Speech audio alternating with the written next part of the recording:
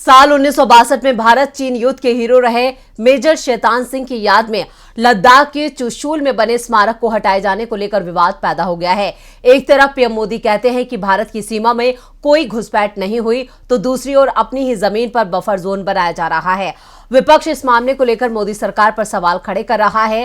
क्या है पूरी खबर, देखते हैं ये रिपोर्ट। साल 1962 में भारत और चीन के बीच युद्ध हुआ था। इस जंग में मेजर शैतान सिंह और उनके 113 जवानों की टुकड़ी ने चीन को जबरदस्त नुकसान पहुंचाया था।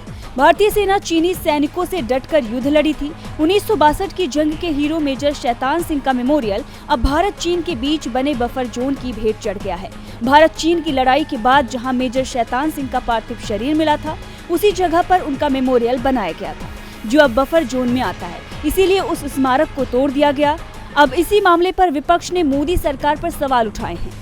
मेजर शैतान सिंह का स्मारक ध्वस्त किए जाने पर कांग्रेस अध्यक्ष मल्लिकार्जुन खड़गे ने सरकार पर हमला बोला। उन्होंने पूछा कि ये सरकार चीनी मंसूबों के आगे घुटने टेक चुकी है।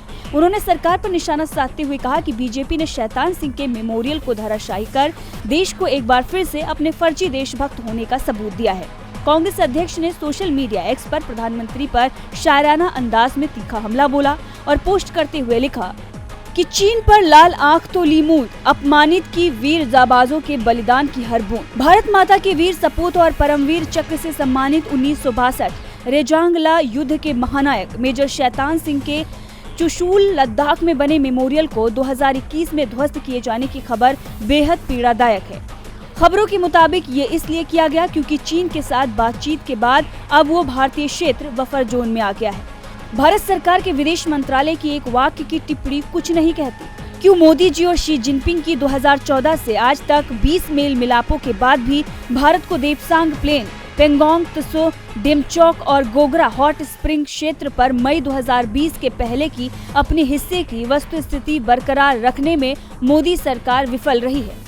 क्या ये सच नहीं है कि गलवान में 20 सेना के जवानों के प्राणों की आहुति के बाद मोदी जी ने चीन को क्लीन चिट थमा दी?